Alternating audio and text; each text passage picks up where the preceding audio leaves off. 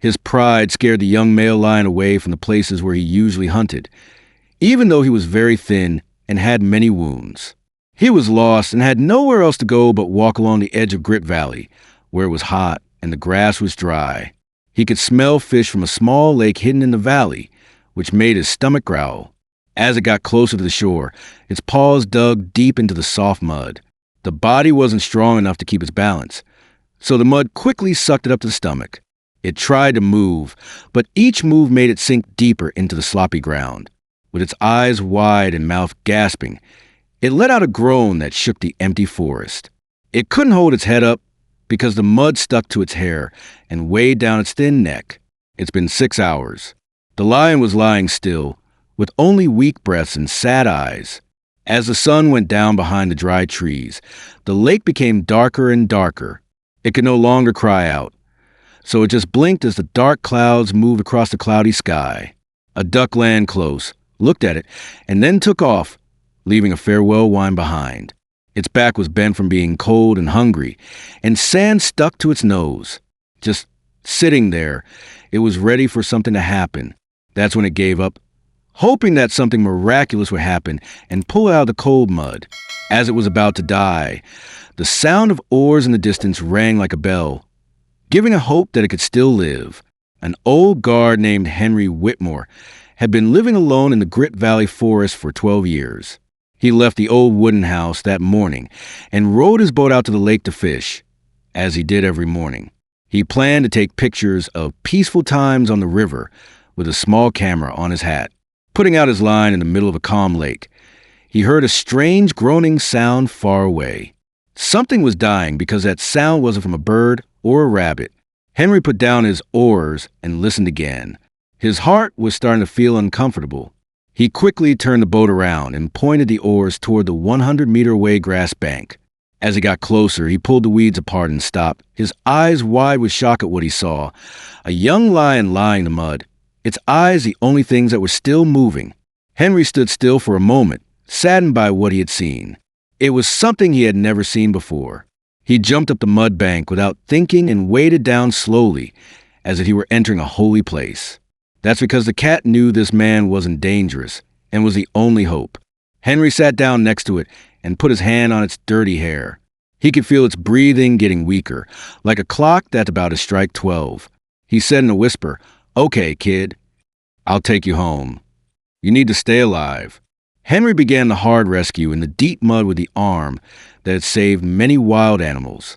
He wrapped the rope around the lion's stomach and then slowly pulled it up with all his power. Even though it was dragging its body, its eyes were still on him, and they weren't scared.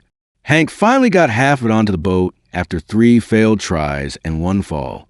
He put his hand under its nose and gently lifted it, as if he were raising a child with a fever. The small boat slowly rocked back and forth as the panting lion lay still. Mud fell to the wooden floor and got wet. Henry sat next to it and held the rope tightly in his hands. He never took his eyes off the animal lying at his feet. The reed bush was blown by the wind in the afternoon. That's when the boat turned around and gently left the lake, taking the life.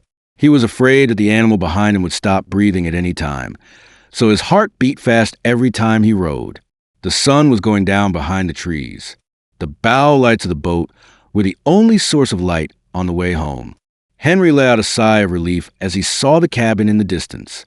He felt like he had just saved himself. Having tied the boat, he used the board as a slide to get the lion to the backyard. The lion didn't move, but a small blink from its eyes let him know that it still had a chance to live. His voice was soft. "I don't know where you're from, but this is your home from now on." Before going inside, he took out an old blanket and put it over the lion's body, which was shaking. It started to rain at night, but Henry knew that this life was not over. Henry took the hose, slowly changed the flow, and sprayed the back of the lion that was lying still on the yard. As the mud melted and ran off the grass, dark skin and ribs could be seen through the fur. The lion opened his eyes and looked at him. He wasn't scared anymore. He was just tired and trusting. He whispered, "It's okay, kid," and rubbed mud off the lion's mane. The lion's body smelled like dirt and raw skin after taking a bath for 30 minutes. He wiped himself down with a big towel. Each stroke seemed to heal wounds that couldn't be seen. The lion got a piece of raw meat from the day before and went into the kitchen when he was dry. He walked up to the small wooden table, put the piece of meat down, and then sat down to watch the animal's response. It was hard for the lion to stand up, but he did. He stumbled closer to the meat and bowed his head to eat. Henry laughed softly, and tears filled his eyes. He was still alive. He ate slowly because he was hungry, but he never took his eyes off the man sitting next to him. When a person and a wild animal look at each other, they feel like they can trust each other. Henry sat down with his knees and watched him finish eating. He then laid down and breathed more evenly. He got up, took his phone out of his pocket, and called the Cool Wildlife Reserve to let them know nothing was wrong. I found a very weak lion cub. Someone needs to take care of it. A pickup truck from the Karoo Wildlife Reserve showed up in front of Henry's house 2 hours later. In the car, a young ranger named Ranger's Name got out and looked around. He then gave the older man a nod. "Were you the one who called this morning?" he asked, his eyes on the lion that was lying down. "Yes, it was 6 hours stuck in the swamp." He answered, "I got out in a boat." The ranger walked up to the lion and got down on his knees to check on its breathing, injuries, and responses. He told her, "You did well. It wouldn't have made it if it had been a few hours later." The lion was put in a small iron cage that was put on the back of a pickup truck by all of them. The animal didn't fight back. It just turned its head to look at Henry. It looked like it was saying, "Thank you," with its eyes. Henry moved closer, put his hand to the cage bars, and gave the animal one last stroke on the face. "Bye, kid. Someone else needs to take care of you now that I've done my job." He shut the door to the cage, checked the lock, and then told the driver to start the engine and go back to the dock. He stood in the middle of the yard and watched the car drive off as the sun went down, turning the sky red. It made him feel better, not worse. He had been living alone for a long time. For the first time in 12 years, he felt like he had started over with a new life. The wind started to blow somewhere in the Grit Valley forest. It sounded like the fairy forest was sighing. The lion was taken to the Karoo Wildlife Reserve semi-wild area, where it will get extra care.